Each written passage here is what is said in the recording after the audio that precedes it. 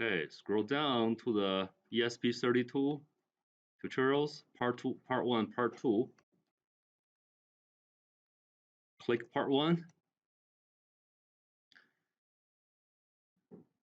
Section 1 shows you how to install the library of the ESP32 board.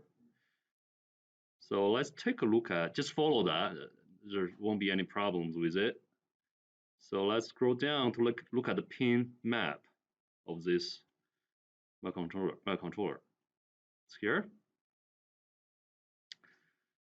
So what are in there?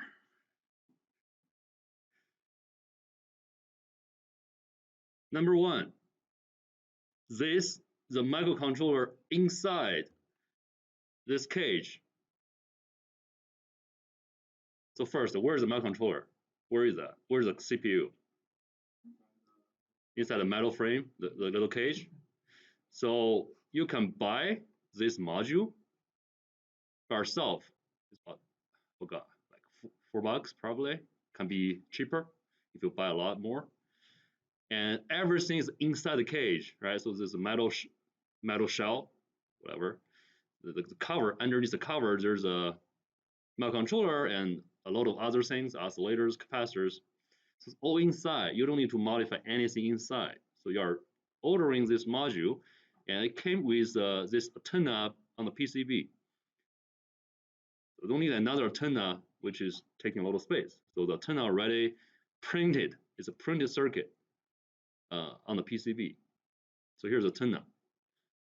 Because for any RF stuff, radio frequency stuff, you really don't want to be starting with designing the antenna from scratch by yourself, because they have been working on this for many years and they already optimized all the structure, the width, the thickness, and everything, the structure about the antenna to have the largest gain for the signal. So you don't want to design antenna by yourself, just buy it. Okay, so that's why the module comes with the antenna and also the microcontroller inside. They just don't want you to modify anything, and which is not necessary at all. They just buy the module. So the module has all these pins, so these type of pins, surface mount apparently, and the company can be different vendors. Doesn't have to be ESP. So the company of ESP is called Espressif. It's the same as your ESP8266. The same company, but the 8266 I think was invented maybe 7 to 8 years ago, but the ESP32 just become available in the most recent, I think, 2 to 3 years, and it becomes super popular because it's very powerful and it can do Bluetooth, can do Wi-Fi, and all this kind of job, and also have so many GPIOs and the digital communication protocols like serial communication, SPI, I2C, even ADC. Is there ADC? See, ADC. Like how many channels? 20 channels? That's very powerful and low cost. So it becomes super popular now. That's why I have to introduce this to this class, because you don't want to learn this really state-of-the-art microcontrollers existing on the market.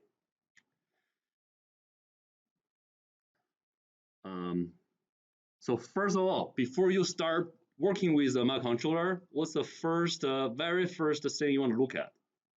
Normally, yeah, power. So what's the logic for this module? 3.3 volts. If you run 5 volts logic, it's going to burn the ESP microcontroller in a second. So never run 5 volts logic for it. But you couldn't do it because if you are using this module. So what is this? The 3.3 volts regulator. Take a look if it has 3.3 printed on the chip. I didn't see that, but I guess it should be, right? It is, right? Why I believe it's 3.3 volts regulator. Why? You guys are experienced engineers, so you should. So whenever you look at the product, there should be a lot of information just flood into your mind by just looking at this one at the first glance, right? So why I know it's going to be a 3.3 volts regulator? Yeah, you see USB, you know it's going to be 5 volts, and you know the ESP is a 3.3 volts logic, so it has to be a 3.3 volts regulator on that. And the one next to it, that's a USB to serial converter. So you can upload the code through that USB directly, goes into the serial ports of the ESP module on the top. And you do not need anything else except for the power and ground to make it run, to make this module run. So that's the ESP module. But the rest are not. You can buy this very similar module from all different vendors. Maybe there are over 10 existing on the market. That looks exactly the same, have the same pinout.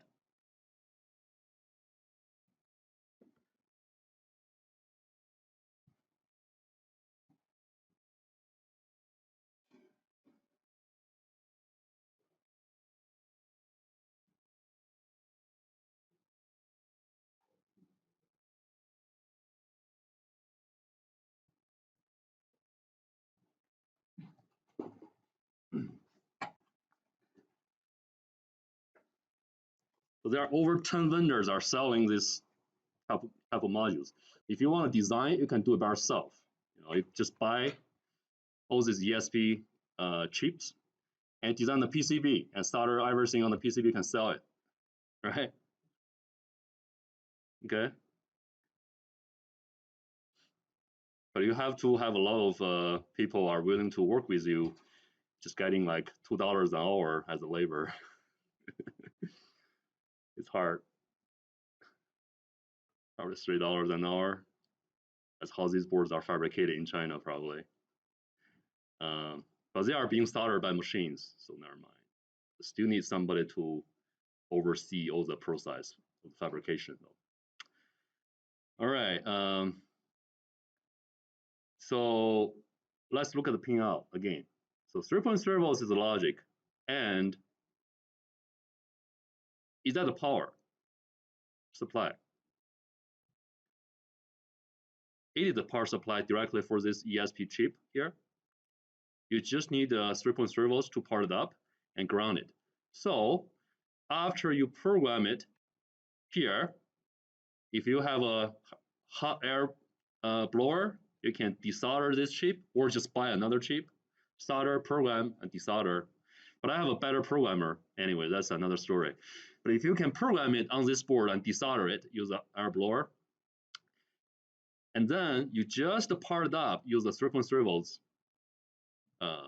voltage and ground it, then it's going to be able to start operating. You do not need that oscillator you used for Arduino 328 and the caps. It's very easy to operate. You just power it up and ground it, and that's it. All right. Enable, reset. Okay. So if you do not do anything to the enable, oh yeah, you need to pull this up. You need a pull up resistor to pull it up to 3.3 volts. So you can enable it. And so what the circuit looks like.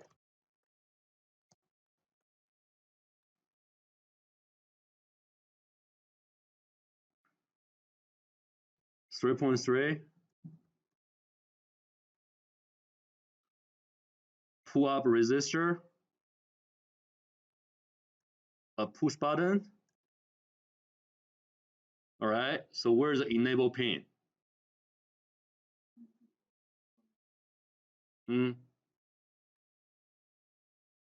This should be shorted to the enable pin. Why? Because by default, you want to keep your enable pin high. So that's what the pull up resistor doing here for you. But sometimes you want to restart the computer, you just push the push button, so it's going to short it to the ground and restart it. GPIOs, all the ADCs. I've never used ADCs over here, but it's going to be how many bits? I don't know. Look at data sheet. 14.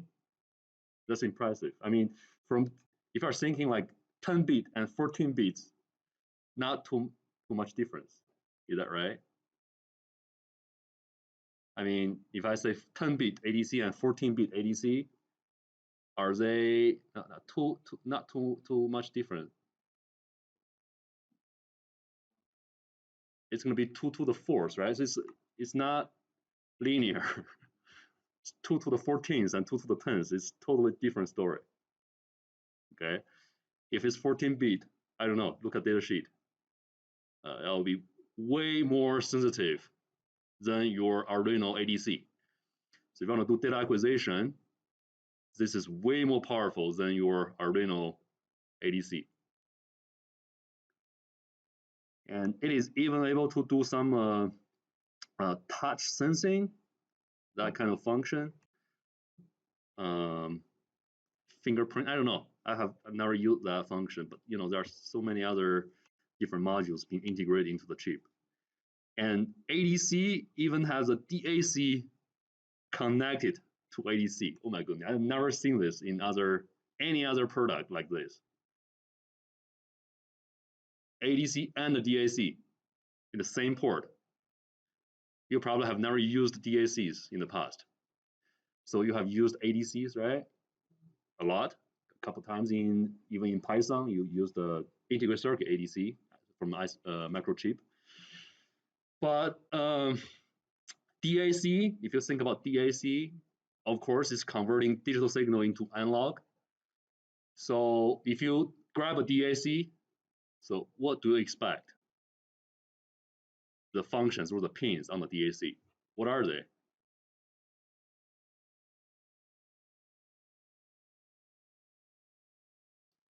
So I buy a DAC from the market. How do I use it? It must have input and output, right? So what are these input and outputs? What are they? How do I use it? It's converting digital signal into analog signal. So what I'm expecting to inject as a signal to be injected into the chip, and what are the outputs I'm expecting from the chip?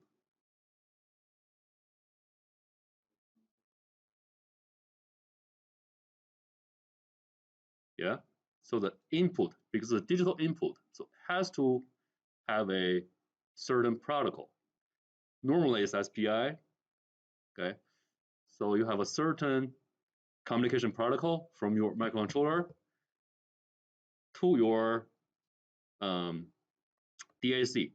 So they can talk as input and send the signal as input to the DAC, and the DAC will convert that digital output as a digital signal as an analog voltage point really quickly, continuously from that pin, output pin of the DAC. So it will be a lot of, so for example, this is your DAC chip, right? And you have communication protocols, the wires or the data bus to be shorted to the MCU. Okay, and then there will be an analog pin as the output. So every, for example, is an 8-bit DAC. So every byte is going to form a analog point value, analog value at output.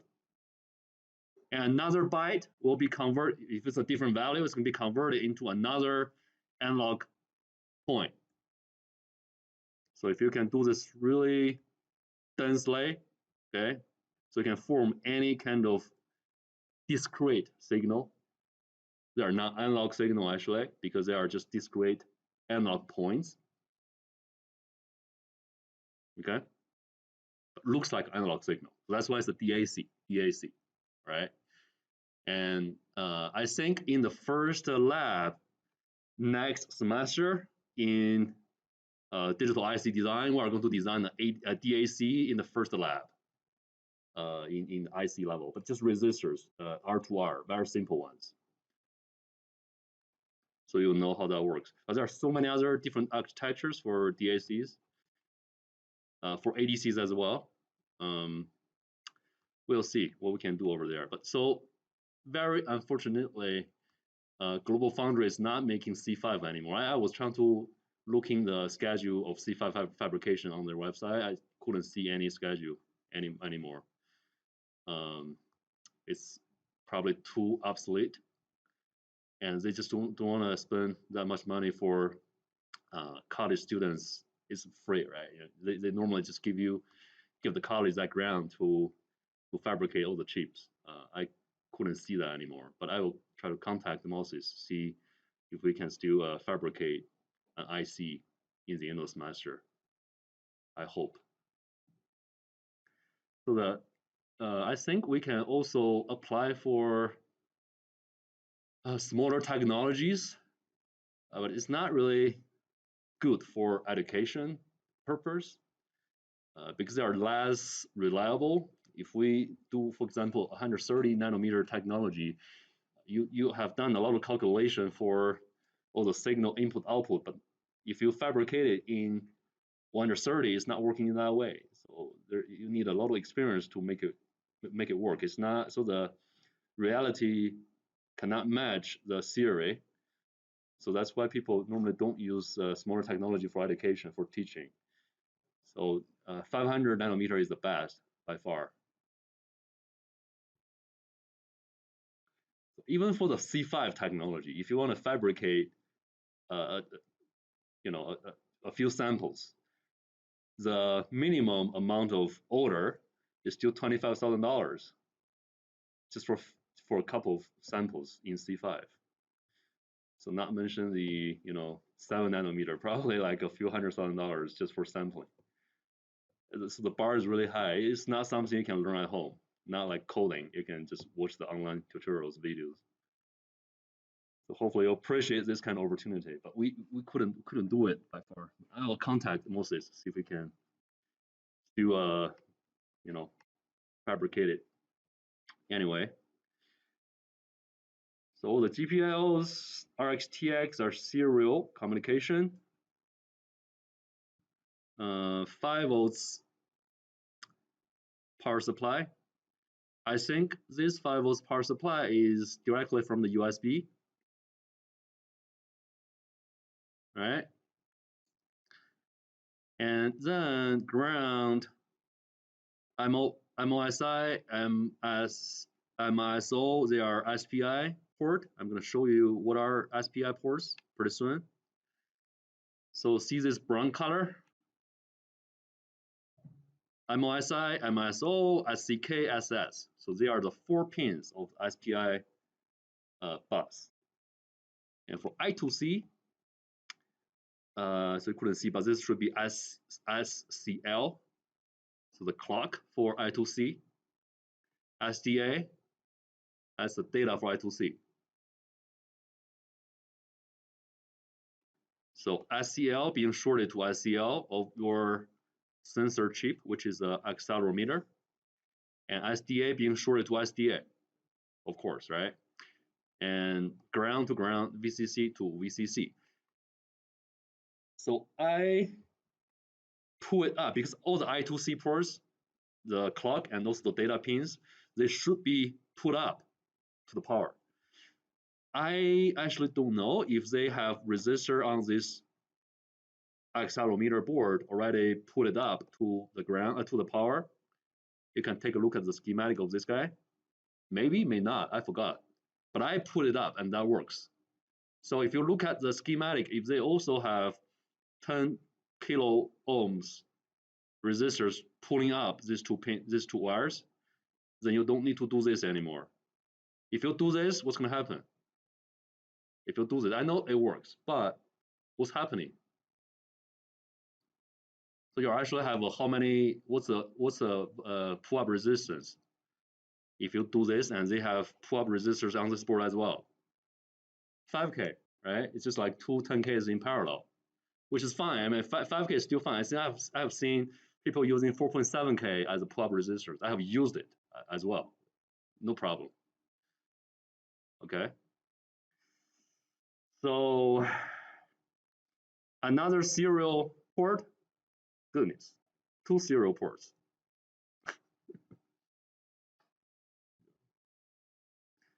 For a couple years in the future, I mean, Arduino probably will be out of the market. ESP will, all the ESP series will dominate. All right, ADCs, all these things.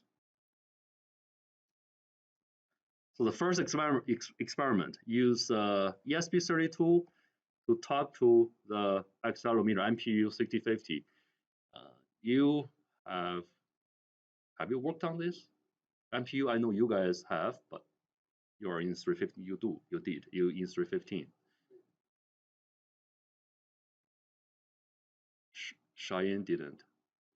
You, Humberto, in probably.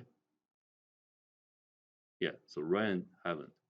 But anyway, I have tutorials and links to how to use this MPU, the accelerometer. It's also a gyroscope. Definitely check it out if you haven't used this before in the past. If you're struggling, understand how that works, let me know as soon as you can, right? Because so many other people have been working with this module for a long time.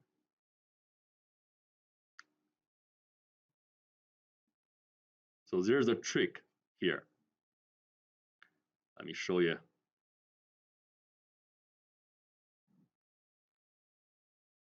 Right?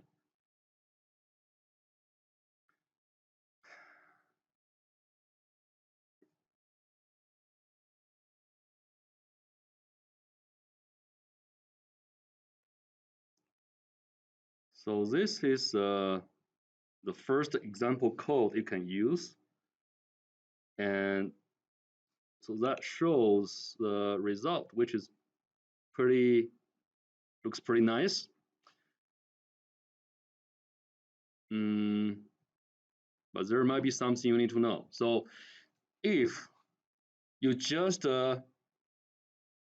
acquire the signal in a binary form, original data format, but not convert it into how many G's, how many G's, gravity, right? How many G's, then it's fine to directly use this integer, 16-bit integer, as the data type for these accelerations in different axes. So here's a question: why do we use int 16, integer 16-bit? Why do we have to specify that here? So what's how many bits the integer data type has in Arduino? 16, right? Is that 16? So 16. And you do not need to specify that over there. But in different computer systems, integers can be different lengths. All right. So you have to tell the computer it's 16-bit integer, 8-bit integer, or 32-bit integer. That's why I have to do this over here. The data being received by the microcontroller from the accelerometer is 16-bit, 2 bytes. Higher a byte and lower, higher a bit and lower a bit, and combine them together to make up that 16-bit data. And have to tell your 32-bit microcontroller it's a 16-bit data. To stop at the 16th or the 16th bit. So that's the entire data from the sensor. So there might be some issues if you don't do that. But if you look at this, I just use the integer type 16-bit and all this data, and I acquire the acceleration data here, just combine all the 16 bits together, but I didn't divide this binary number by 8192. Remember that value? So you can look at the map. 8192 LSB is per G. So you get original binary data, and you want to divide that number by this number so you can get how many G's you have. right? So divisions are the most time-consuming operation in any computer system. So if you really need a real-time data acquisition, you do not have to do the division for every single loop. Like what I'm doing here, I just got a 16-bit data, but I didn't divide it by 8192, right? Because it's time-consuming. So I can do this, and I got the data. I just want to sample the data as soon as possible, as quickly as possible. After I get the data stored in the SD card or somewhere else, I get the data in a .dat file format or in the Excel sheet or in a TXT file format. The data is there. That one is a really high resolution because it was sampling the analog world really quickly because I didn't do the division in there. And after that, you can do a post-processing. You load the data into a MATLAB, into a Python, and then divide it over there after that because the data has been sampled. You don't need anything to data anymore. So it's just you just spend your time for the post-processing, but not during the sampling. Okay, so you do not have to do the division here if you use this code, this piece of code, which works fine. And also you do not have the problem with the data type. So go ahead with this one, but there's one task I want to let you guys know what's going to happen if you didn't assign correct data types for this application. Let's take a look. So starting from here, there are several examples I explored. I was very frustrating about what was happening and why, but I finally figured out a way to solve this problem, which can be a really good experience for you guys. Just try it. So this is included into task 1. You have to show me you struggled here as well, so I feel better. No, so there are several examples. Just copy and paste the code to your IDE and run it and show me the problem, same problem. Just repeat the problem so you know what's going on. If you don't do that, you just try the first code on the top. It works. You think it's going to work forever. It's easy. Like I just copy and paste. I just use the int 16 underscore t. It works. Perfect. You feel happy. But you just didn't know there's so many other errors may happen if you use a different data type. So definitely try all these examples and show me the incorrect readings from the serial port. All right. Let's take a look at the first one. So since we have done this in 315, some of you didn't, but I just let you know. What we did in the past, or this is a standard code. If you go to the website, search for Arduino code for MPU 6050, you'll see something like this. I'm showing here. All right, so they will define the data type of the acceleration data as float because you want a more precision. So in the previous one, we define everything as an integer because we have a larger number. It's a LSB number, so we have enough precision over there. But if you want to convert it into how many G, it's just from 0 to 4, right? You need a high precision after 4, like 4 point, boom, boom, boom, boom, boom, but not like 4. You don't want to just report results like 1G, 2G, 3G, 4G, right? So you need a float. But in the one above it here, what I'm showing is works really well. We can use the integer data type. Why? Because the reading here is huge. We already have enough precision. It's like 10,000, 20,000. It's fine if you don't have 20,000 dot something because they're all binary numbers. All right, you got that? Okay. And now, if you just copy and paste the example code being used for Arduino 328 microcontrollers on the website, you are going to use something like this, float, blah, blah, blah, blah. And then you run it, definitely, since you are doing float, you're expecting is how many G's, right? So you are dividing this number, the binary number, by this configurations data, and you're getting this. This is definitely not correct. and you should get some negative acceleration, because when you are moving or shaking your sensor trying to get some data, it should go below zero, because sometimes it's going up, going down. But if you can see, if you look at the correct signal here, it is. Sometimes it goes below zero. So if you see something like this, it works really well. You see something like this, like digital, something wrong with it. So show this incorrect data for me in the report. So that's the first example which will not work. And the second one, so I was thinking, if I still have a float, can I just not do the division? If I do not divide it by 8192, what's going to happen? Still not working. So I was thinking, oh my goodness, how to solve this problem? So just couldn't receive the data from the MPU module to your ESP as a float. No matter what, you divide it, not divide it, doesn't matter. It's just not working.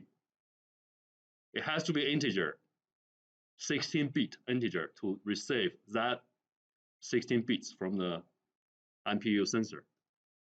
Now next, so that was my thought, right?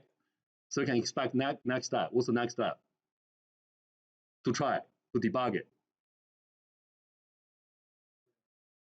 Change it to integer. Just use the integer data type to receive the data. See, integer, how to receive it. I was thinking, let's don't divide it first. I mean, it's just like adding more troubles to it. Woo, works. So it has to be integer. And it has to be integer 16. Okay. And now I was thinking, all right, it has to be integer. So now it's not dividing, so it's not converting the data into how many Gs. If I don't want to do a post-processing, I just want to convert into how many Gs directly inside the CPU ever loop. So I'm going to start dividing it. So still integers to receive the data from the sensor and divide it. What's going to happen? Boom. Frustration. So now here's the solution. If you really want to do the division in every loop, you have to use integer to receive the data, and you convert it into float. So I have integers as a temporary data type to receive the data from the I2C bus. And after the data are saved in my ESP module, I divide it and assign it to a float data afterwards. So I just use an intermediate data type to receive it, but I'm not directly to division from the receive the data. So see here, that's the receiving part, which is kind of critical and time sensitive.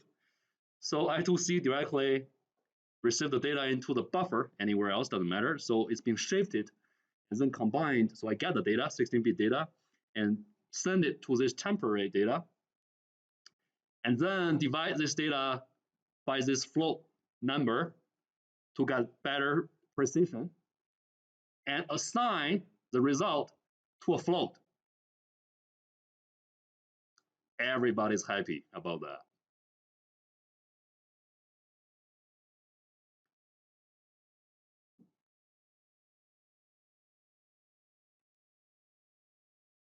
So that's the first thing you want to figure out, how to communicate with the MPU accelerometer with your ESP32. Since I know the goal of the project is to make a wearable, battery-powered wearable acceleration or gyroscope detection module wirelessly. That's the goal. So whenever you have a project like this, so you can look at my strategy of this kind of system development, right? So what's the first step you want to do? Yeah, the hardware, and you know what's the core part, what's a very essential part of this system. Think about that. It's a variable acceleration detection and use a wireless communication, right? So first step, you know the power. Second step, just let the sensor talk to your microcontroller. First step, this is very, or you can say this is a very second step you're gonna figure out. So I need to see the data first, since I'm gonna use this type of sensor. And I already identified this sensor is the best option for the project. And just need to power it up and connect to the microcontroller, see if it can receive the data in the correct form, not just like the digital oscillations, but correct data as a first step. So you know the sensor works, you know the microcontroller works. All right. Think about the title of the project again. A wearable acceleration sensing system. A wearable and wireless acceleration sensing detection system, right? Something like this. So the first step, okay, sensor identified, MPU6050, is able to talk to my microcontroller, done. What's the second step? Wearable, right? Which means the data has to be saved somewhere, cannot just like use the flash in the microcontroller and it's going to be overwritten really quickly. So data has been collected. It's a wearable, so there's no USB to be connected to your laptop.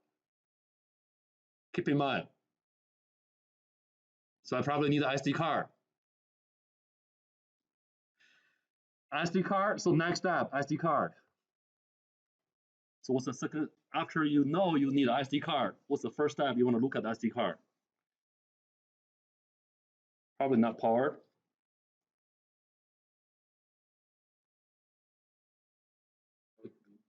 The communication protocol. So I've been using the I2C to talk to my accelerometer. So I probably don't want to use the I2C again. You probably can, but I don't recommend it. So I was looking at all the SD cards, communication protocols, the bus, and they are pretty much all SPIs. That's wonderful. So, SD card is nothing but a slave. Has an SPI port on that, and just need to be powered up, and has a memory, all memory banks inside, like 16 gigabytes, the one I gave to you. And it's very simple. Just use the library you have.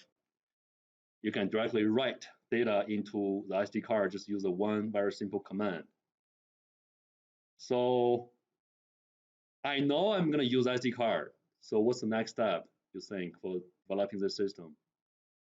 Data comes in. I was trying to debug it where? I was trying to debug the first step where? Or monitoring this data where? In where? The serial monitor, right? But now you are trying to disconnect the serial monitor because you are not trying to send data to a serial monitor anymore. But where? SD card. So disconnect the USB to the serial monitor and send the data to the SD card instead, but not the serial monitor. And run it. I have the code provided, and run it. Insert, unplug your SD card from the SD card adapter I gave to you after the data collection, and insert it to the USB adapter I give to you as well, the black one, and plug into laptop and open it up using your text editor, I guess, and plot it in Python or MATLAB, whatever you have learned. For computer engineering students, Python plotting is required, mandatory. Okay, for other students, it's fine. If you want to use MATLAB, which is fine, since you didn't learn Python. All right. Okay, now sensor identified. Sensor communicates with a controller and can be transferred to SD card. Everything sounds like awesome. So think about the title again. Wearable wireless acceleration detector. What's next? Wireless. All right. So if you want to start working with wireless communication, the strategy is I connect the sensor and the MPU sensor to my first ESP. I give you two ESP modules, right? So I connect the MPU module to the first ESP, and I got the data by the ESP, and I try to program it, send it wirelessly to the other ESP, and use my SD card to debug my data, to collect the data and debug it and plug back into my laptop and see the data and see if that works. Is this a good strategy for developing a system in this step? So now I know the sensor works with the microcontroller. I know the SD card works with the microcontroller. And now I want to get a wireless involved. So I keep my sensors connected to my ESP, and I connect the SD card to the slave ESP. So the master ESP send the data to the slave ESP, and the slave ESP save the data to the SD card. And I grab the SD card after the data has been collected and plug into the adapter or the USB adapter and look at the data in the laptop. Is this a good strategy when you're trying to start with this step, wireless communication? Is this a good strategy to work on that? Why? Too many variables, too many. Scary. Don't do that. So if you want to work with the wireless communication, what's the first step you want to start with? Just two ESPs, just plug into the board, nothing else. Unplug everything, but just two ESPs. Just send a hello world. See if the slave is responding. All right, make sure that works. Take baby steps, and then combine everything together.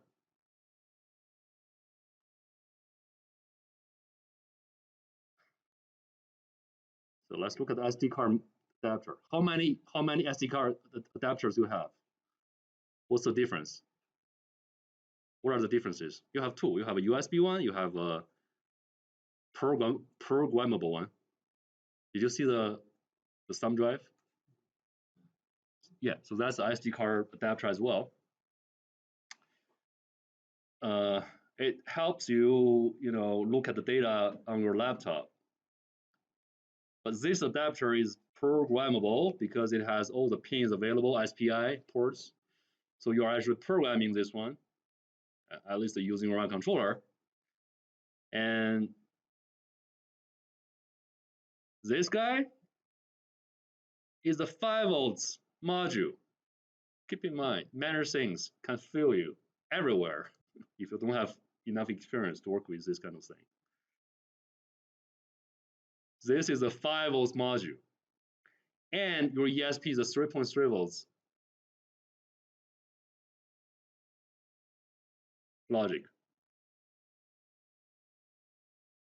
Take a look. What is this? Voltage regulator. What's the voltage? 3.3. So what's happening here? What is happening? So think about that. Okay. I powered up my ESP, use my USB cable, which is 5 volts, and it's going to be regulated to 3.3 volts to power up the ESP module, right? And the ESP is going to run at the 3.3 volts logic. So all the digital signals, no matter I2C, SPI, anything, is oscillating from 0 to 3.3. You agree with that? Yes. Okay. So it's sending or receiving 3.3 volts logic. Boom, boom, boom, boom, 3.3 volts. Never get to 5 volts because 5 volts will burn it down. So that's the digital logic for the ESP module. But however, this guy, how do you power up this guy? The power source is from the USB or the ESP module, right? Let's take a look. Just imagine you have a ESP module, you plug in to your board, right? You power it up, use the USB cable from a laptop. We got 5 volts. From where? The pin at the bottom. And you also got 3.3 volts. So here's the question. The SD card adapter is nothing but adapter. It's a passive part, but still need, since all the memory things in the SD card, they're also CMOS. So you need a power rail, ground rails. You can see VCC collector. So it's not actually, never mind, VCC. So it has a power and ground, power rail and ground rail. So you need to power up this adapter as well if you want to work with this guy. So how do you power it up? So imagine you have the SP plug into the breadboard, you power it up by the USB cable, and do not have another power supply. No, just USB. And how do you power up this guy? 5 volts from the ESP, which is directly from the USB actually. All right. Never use a 3.3 volts to power it up. Why? So here, does the SD card picky about the voltage? Is it picky?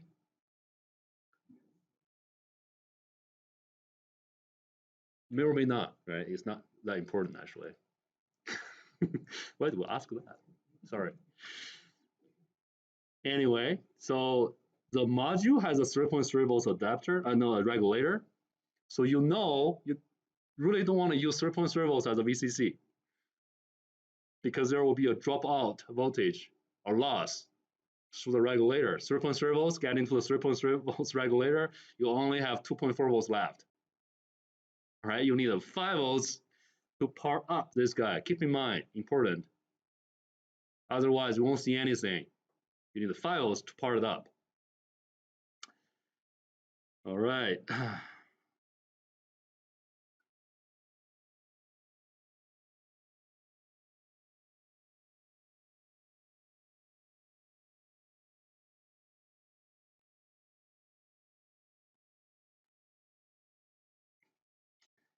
A couple of tasks. Just trying to debug everything, so make sure you understand it. And eventually, so here's another intermediate step you probably can use instead of directly using the IC card.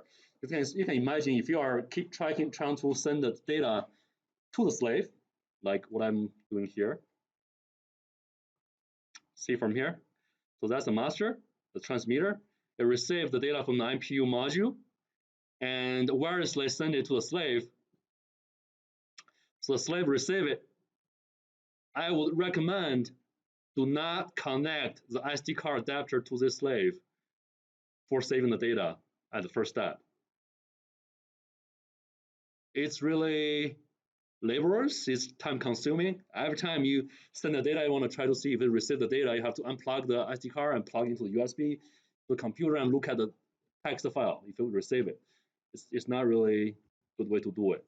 So just use a serial monitor to look at it, see if I'm receiving everything. But one more thing you need to know. Okay, so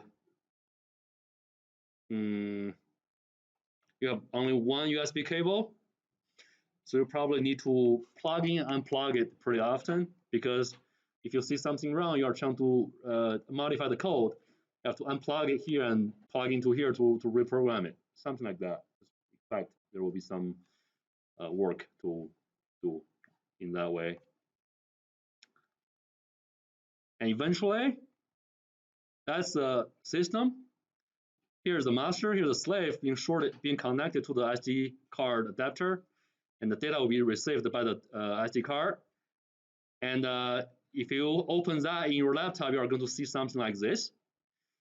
And use the plot as a Python script if you are a C student. All right, it's already provided. Is this a Python code? No, that's a. Wait, that's a Python code. It is. Didn't even look at it, just say no. I didn't. No, there's no semicolon. All right, so that's Python, and it's already provided. So it's gonna be something. Look at this, right? So that's XYZ accelerations, and that's everything for part 1. Part 2 is more difficult than part 1. I'm kidding. Yeah, just start working on part 1 first. Part 2 is another long journey. We'll talk about it later on. So it involves a power supply strategy for, think about the title. Wearable, right? It has to be a wearable battery. You cannot carry a car battery with you. You can say you claim it's wearable. It's not.